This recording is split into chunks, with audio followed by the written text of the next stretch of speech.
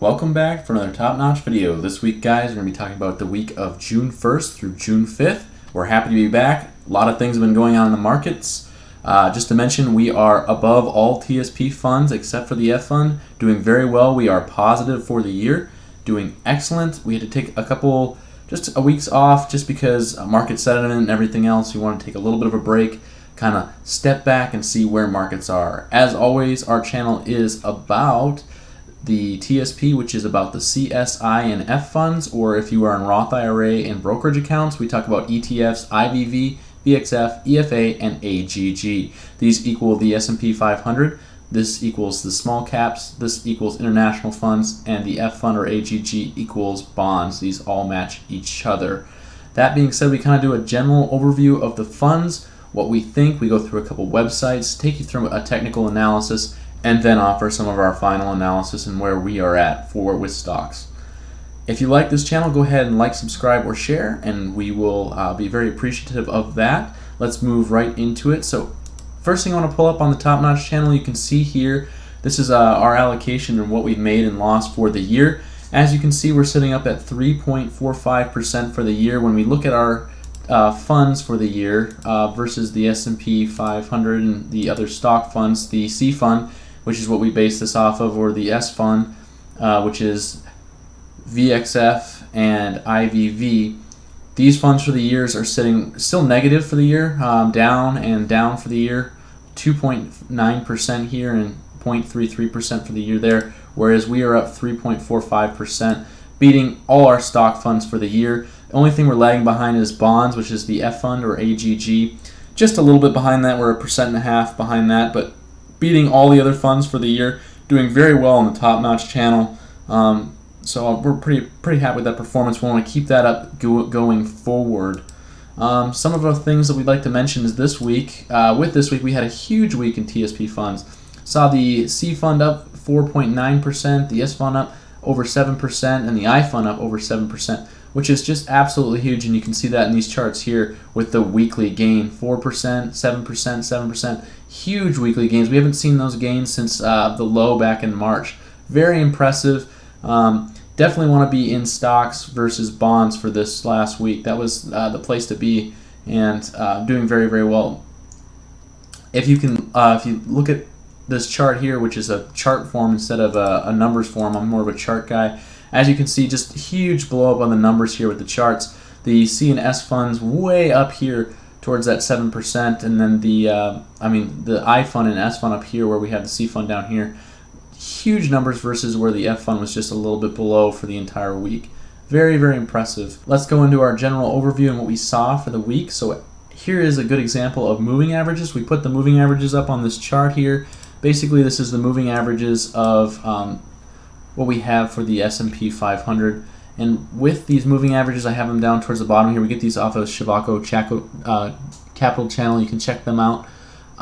Basically, we put up some cases from 74, 87, 1998, 2009, 2011, 2018, and 2002. In each one of these cases, they were bullish. And the biggest thing we saw is kind of this period here where, and these are all marked in history, guys.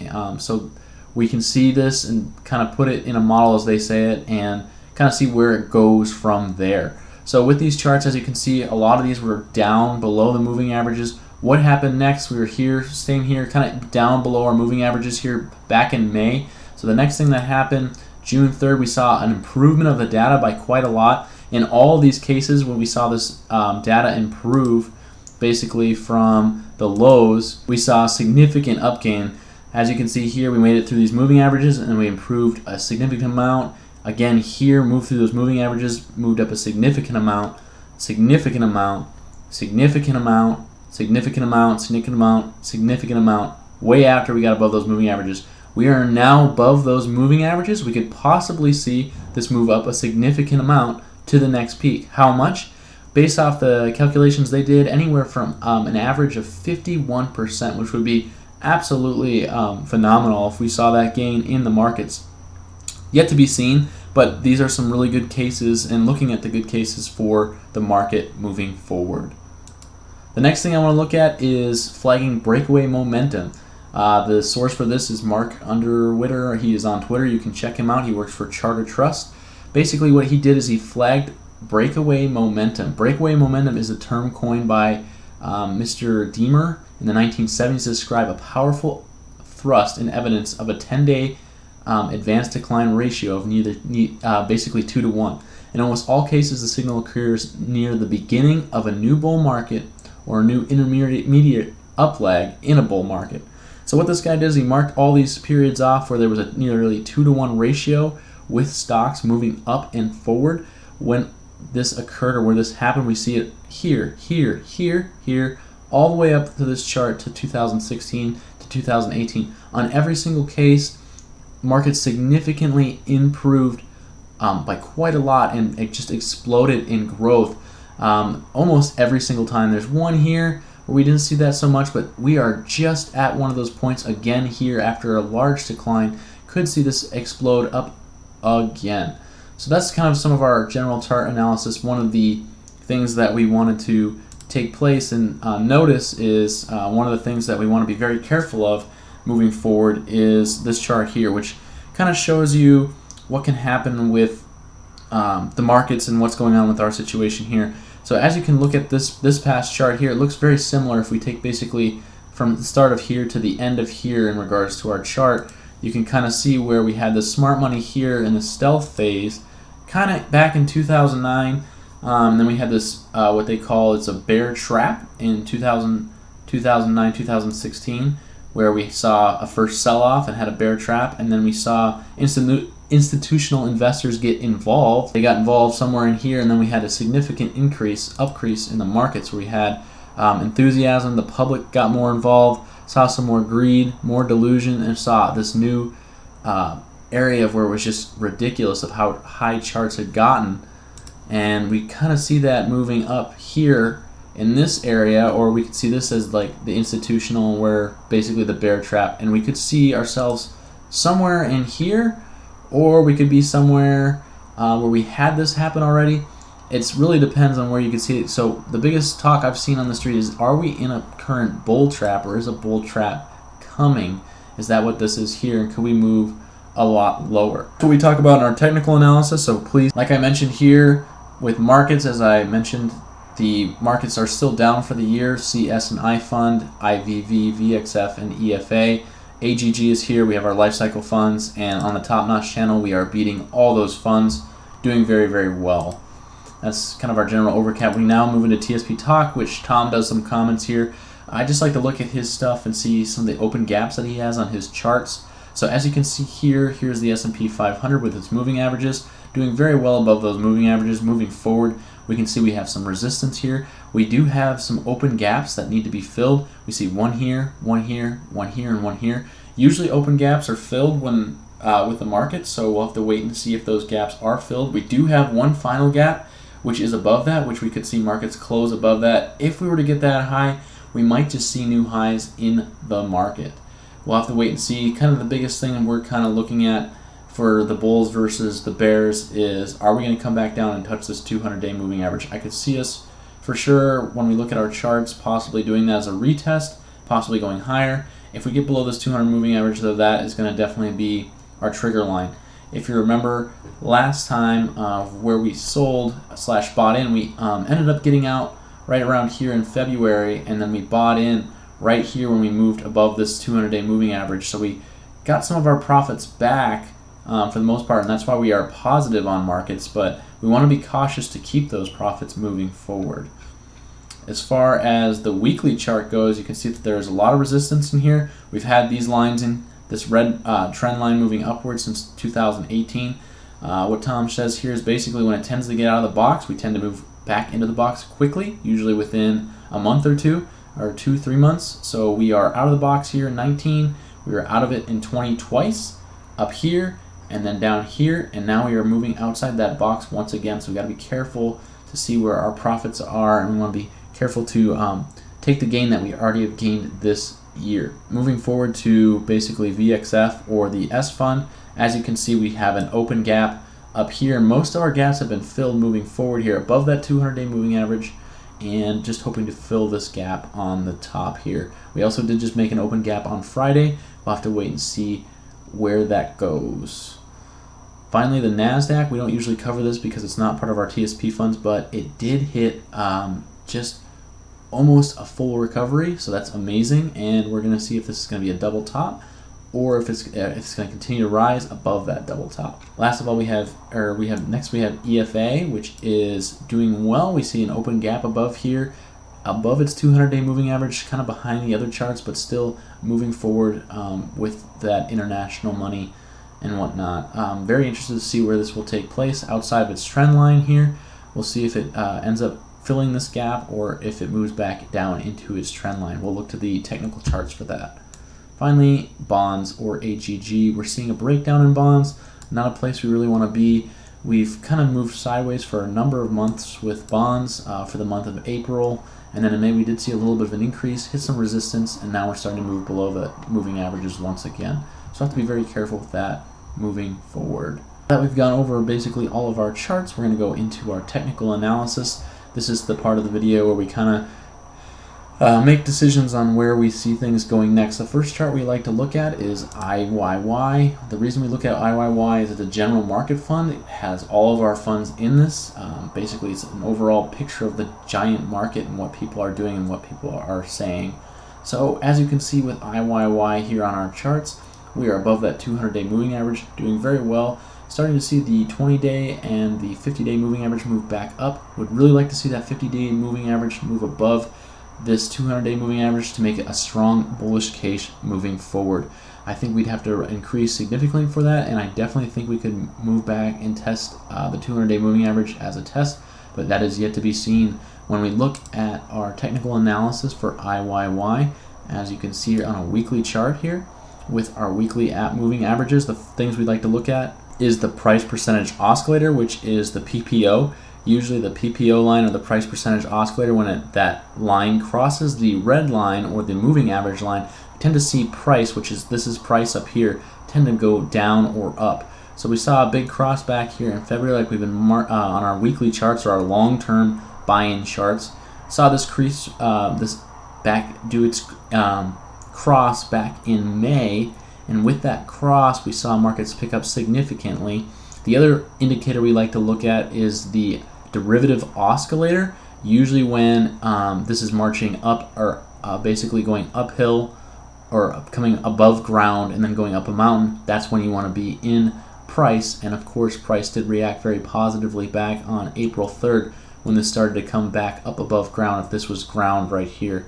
So we had two major signs basically to get back into charts, and charts on a long-term basis for IYY look very positive as we have our price percentage oscillator above our moving average, and we have our derivative oscillator in the green, positive, moving forward. Now we want to be cautious when we're in this area here, because this area eventually breaks back down to the going back below ground basically. So we want to be cautious. That is a long-term weekly chart.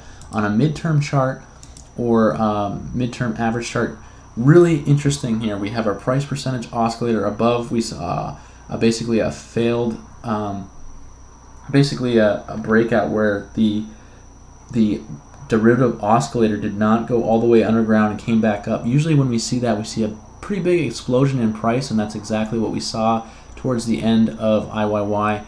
Just a very big explosion in price since the 19th, 20th of May into June. Now, one thing we have to be cautious about is we're starting to approach above our Bollinger Bands. Bollinger Bands typically keep price within their Bollinger Bands. Think of it as like someone trying to stick their head out of the water here. When you do that, they tend to pull back into the water, so we just want to be careful moving forward on a midterm basis. And then on a short-term basis, our short-term charts, weekly charts, just as a one-week basis, very short-term chart. As you can see here, a lot of fake outs. One here, very rare. Usually fake outs only last about 4 or 5 bars. 3, 4, 5 bars there. Fake out here, 4 or 5 bars, and then another fake out here. We're 2 bars into this one. What we're looking for is a trigger for the PPO line to move below that moving average. That's kind of our cue to start getting out of stocks or seeing when we need to get out of stocks, and we haven't seen that for quite some time looking at this chart. The last time we saw that was mid May, and we did end up getting out of stocks there for a very short time. It ended up being a pretty bad fake out for us. We weren't able to get back into stocks until we saw this cross here. Lost out on this right here, so we didn't really gain much from this crossover here. We actually lost a little bit there, but better safe than sorry, especially during these precedent times. So we just want to be careful. We're watching this 4-hour chart very closely.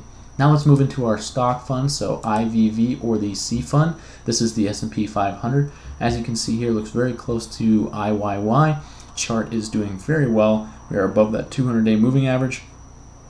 Every day we are above that, the better the chart looks. That 20-day moving average is about to cross 200-day, and we're starting to see this not slope down anymore, which is good for the 200-day moving average. The 50-day moving average is moving right back up again, which is great. Hope to see this moving forward, but how do we look on a technical perspective for IVV or the C fund? Moving forward, looking at the C fund IVV on a long-term basis, as I mentioned, very healthy, very good. We are in the middle of our Bollinger Bands here, very healthy.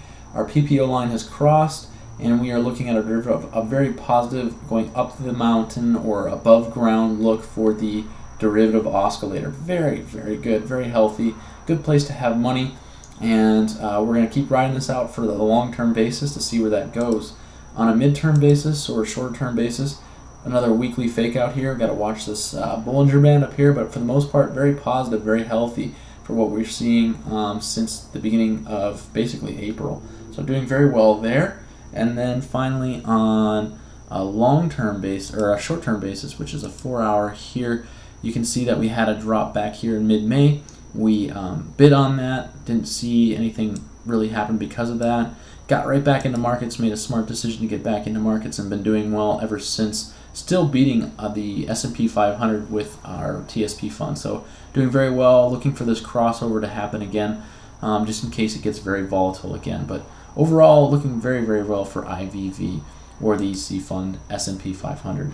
Moving to small caps or VXF, what we're seeing here is a similar chart. We're seeing the 50-day moving average and the 20-day moving average move back up.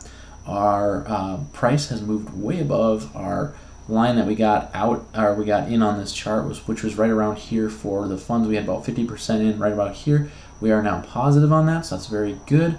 Could see a pullback to hit that 200-day moving average to test it, but overall we're looking very, very good. On a technical analysis for VXF or the S fund small caps, long-term basis, weekly chart, as you can see here, very positive, right in the middle here, very good.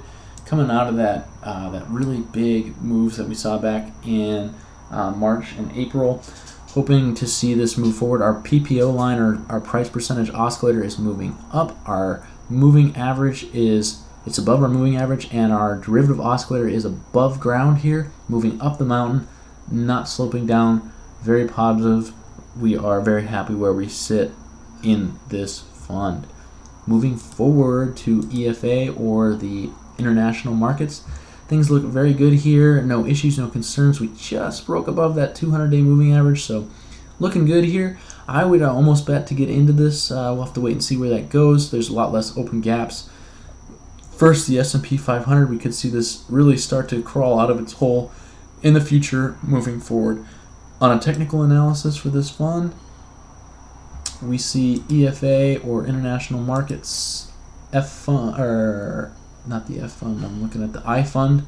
The I fund on a weekly basis, it is doing very well. PPO line is above the moving average. We are moving above ground. Price is reacting very positively here, making money here, and we are huge Bollinger Bands. A lot of space in here, a lot of room, breathing room, a lot of room to move up and go forward on a weekly long-term basis. On a midterm basis, we are seeing, we saw a fake out here that has continued to last for a while. We got 1, 2, 3, 4, 5, 6. Very big fake out here, or with these derivative oscillator. Still moving forward, still positive, still doing very well here for EFA. And then on a short-term basis, you can see we are starting to fall down just a little bit here, unlike our other charts. That's why we stuck primarily to the CNS fund and kind of stayed out of EFA or the I fund for right now. But we haven't had a crossover since basically since the 13th of May, so it's been some time since then. But as of right now, we are not in EFA. Moving on to AGG, or the bonds fund. With bonds, how are we doing? As you can see, had some it's just been moving sideways ever since mid-April. Haven't been able to make any progress or any moves, and finally we're starting to see this tick downwards. So usually when this ticks downwards, stocks tick upwards. So we're watching that very closely. It's starting to move below those moving averages. Have yet to see where it will go from there. On a technical analysis, the F fund or AGG long-term basis weekly charts show us that we are getting very close to a crossover. We did see a big weekly down chart here that's very unpositive. That's not something we want to be a part of. If you remember last time, what happened when we saw this big price reaction, we saw the derivative oscillator move down. The next thing we saw was the price oscillator move below that moving average, and you would have gotten caught up in something like this for prices, which is what you do not want to be part of. So seeing this move down, we are not really interested in AGG or the F fund. Staying out of that for right now until we see charts improve. That'll bring us back to the conclusion of our video, which for the Top Notch channel, we are currently invested heavily in the CNS fund, or IVVVXF, S&P 500, and small caps, with new allocation going into these two funds. We are excited for where we're at in the year. We are positive, beating all TSP funds. If you are interested in beating the markets or learning about stocks, we ask that you recommend subscribing or checking out our Facebook page or Twitter page. We do post our moves on those pages when we decide to make them. As always, we appreciate your guys' support, and that's another Top Notch video. We'll see you guys next time.